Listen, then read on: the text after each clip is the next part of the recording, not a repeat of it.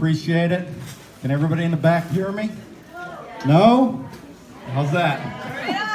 All right, I'm gonna put it right next to my mouth and talk as clearly as I can, so thank you. I'm gonna go ahead and talk for a minute, and I'm gonna ad-lib and then hand it over. So, first off, this is from Diane. My family and I would like to thank you all for coming today. Mike would be shocked that so many people are here. Mike was a wonderful man, and I am so glad he asked me to marry him on our first date. That's pretty amazing. You don't hear that too often.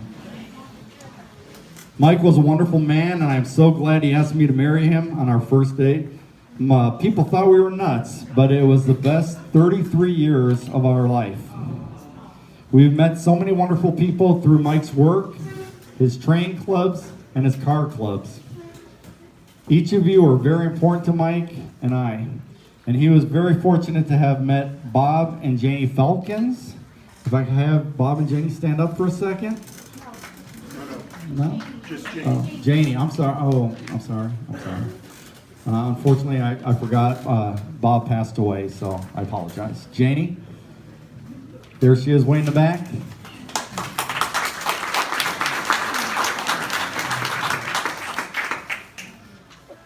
When they were young, they watched over him and taught him so many things about life, construction, and autos. Through the Falcons, we've met so many wonderful people and have been on so many trips with their car clubs. When he was young, he also met John and Dixie Imos and their son Randy. John, Dixie, right over there. He also learned so much from them and enjoyed hanging out with them. They were also nice to welcome me into their lives. We have also spent so many special holidays with the Imus family, which is very nice. Just a side note that Janie and Dixie were 2 of 4 moms who helped raise Mike through his years. During his life, Mike met Mark Faust and Kristen Robbins. Post, sorry. Are they here? Right over there.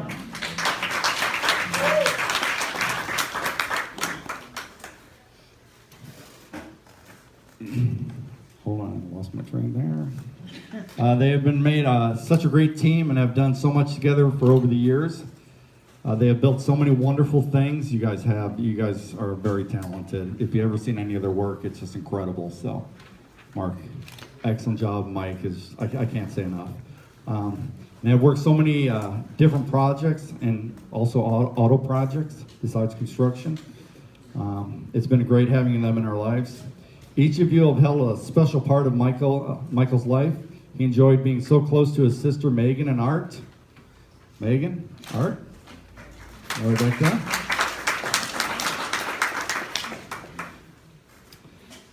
He loved when Megan came to town and they could be with each other. He also enjoyed when he could eat the Thai food with her. During his life, Mike met Frank Salas, way in the back.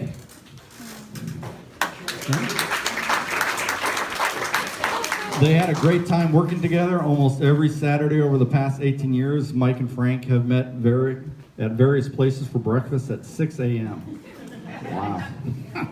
It was always fun time at their breakfast. They would laugh and have a great time for an hour and a half. And Mike always looked forward to being with Frank. That's outstanding. Mike helped build the first train layout at the Railroad Museum, and he met so many great friends. Bill McDermott. Bill, right back there. There you are.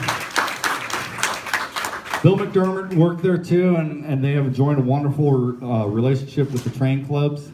They really enjoyed our trips to York, Pennsylvania, searching for new trains. It was always so fun seeing our friends back in Pennsylvania. I'd be here all day naming each and every person here, but please know that each of you held a special moment in Mike's life. Either working or being in a car or train club or even a friend, Mike enjoyed each and every one of you. He had a big heart and would love to do anything for anyone. That's one of the main reasons I loved him so much. Morgan and I have such big holes in our heart, but we were lucky to have known Mike. Thank you again, all, for being here. Please enjoy your afternoon as we remember Mike.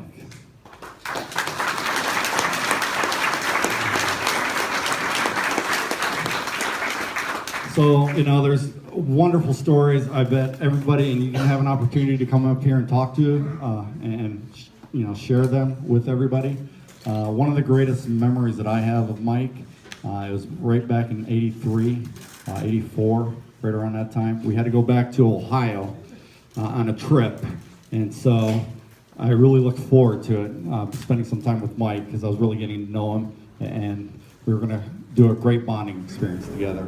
So we were actually going to take Diane's car, her Celica, which is a nice two-door car. It's a small car, but it's okay.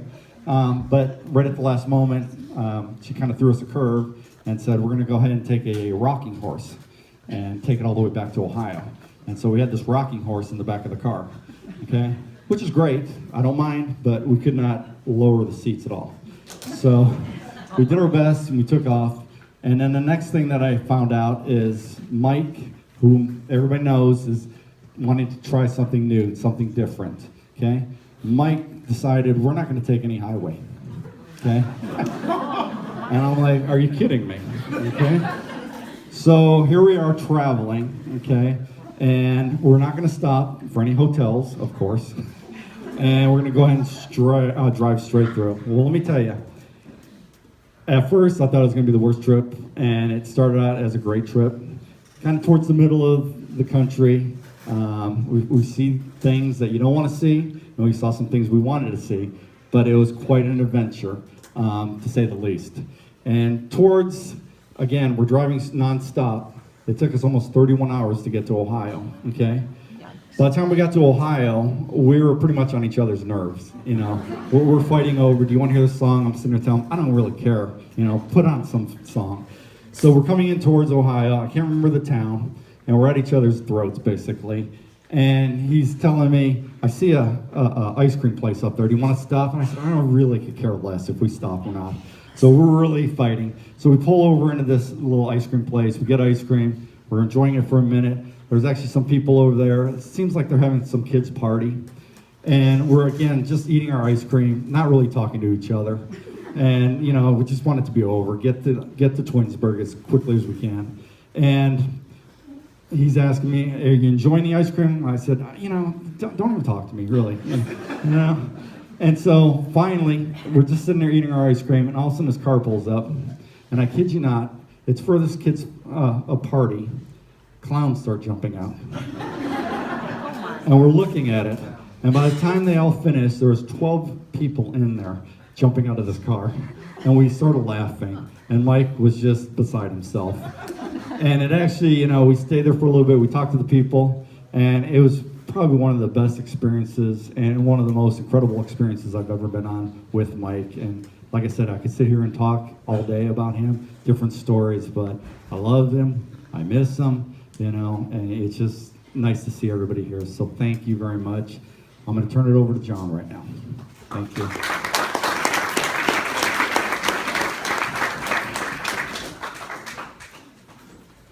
Hi, my name is John Hubert, and I've known Mike and Diane for about 31 years. In fact, my eldest daughter was their flower child at their wedding. I have texted to me Morgan's speech, and I'm going to digress a couple of times, but I'll be reading from what she wrote. By the way, I asked Donnie to finish a little bit before 2 because I may get an emergency text from my wife.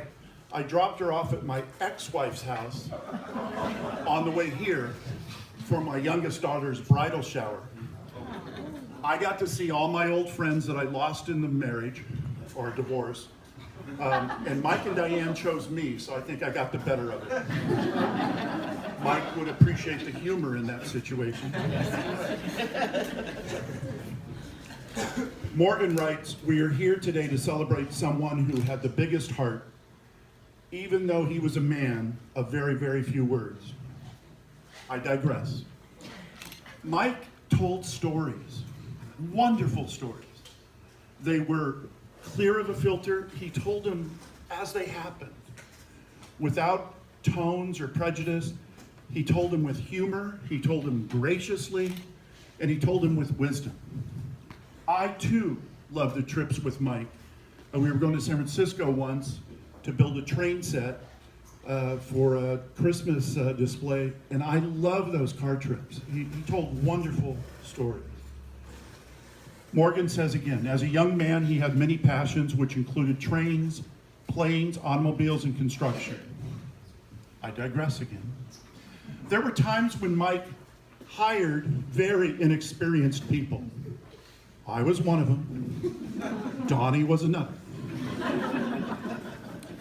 One Saturday, Mike took me to a construction site in West Sacramento, and we were basically cleaning up from a remodel he did.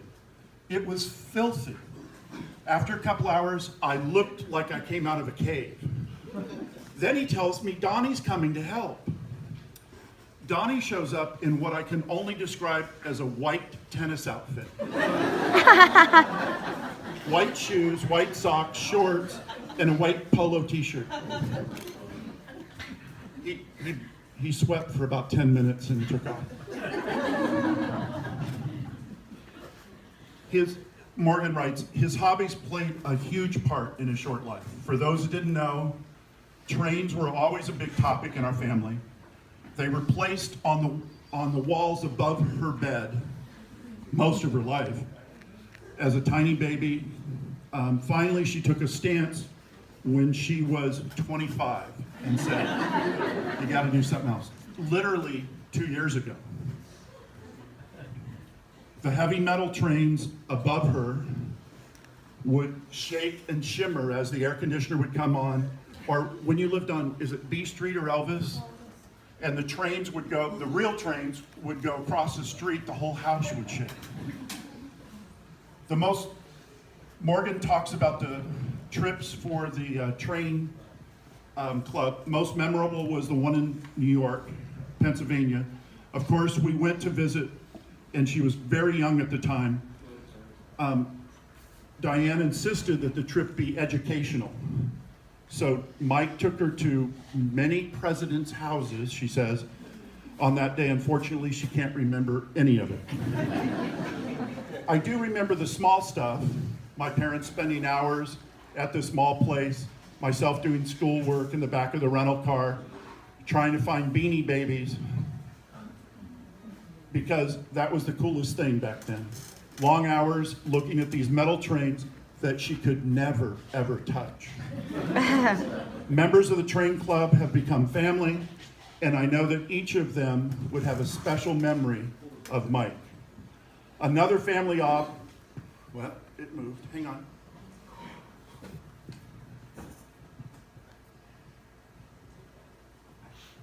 I'm back. Another family outing were to the swap meets. Again, these big shiny things that she was not allowed to touch. For those she remembers, her dad had a had a red MGA. Remember that little teeny thing? Loud, hard to start.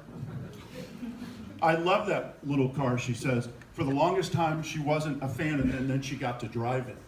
Oh. More recently, my dad turned to Cadillacs, and he found a '69 Cadillac that's still in the backyard. Yeah, that he could own and restore. He has many great people from this new club and community when he joined the local Buick and Cadillac Club. Now the last one is planes. For those of you who didn't know, he had a pilot license, and I couldn't tell you from when, but I remember him flying me to my grandma's house one day. If I remember correctly, it was a day trip. The only part I remember was that my teddy bear, Bobo, flew out of the window on the runway. I made him stop. I jumped out, ran back, and got it. I remember when Mike was getting his pilot license, and I don't know if you know this, but things called touch and goes. So pilots practice landing and taking off. It's the scariest part of learning how to fly, because you're dealing with other planes, you're dealing with the ground, you're dealing with taking off.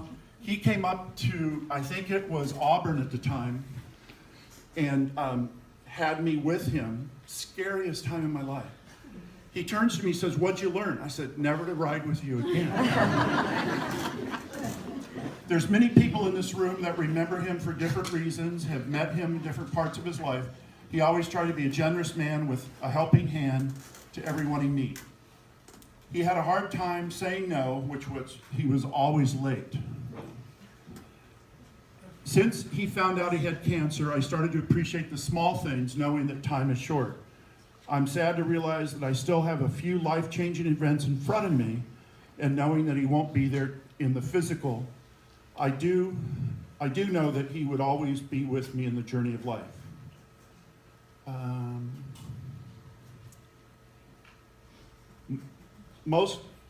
She's talking about that he would make her laugh sometimes and tell extremely dirty jokes. I don't remember any of them. And have a shot of. I'm sorry? Dirty jokes, it was dry jokes.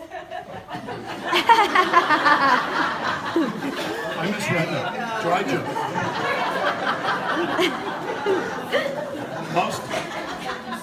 Most holiday, maybe I knew Mike Kiff, never mind. Most holiday mornings, that would be the first thing he and I would do, is have a little shot of alcohol, to the disdain of my mother, especially when I was younger than 21. Anyway, that's all she wrote, and that's all I have to add. Anybody else want to come up, feel free.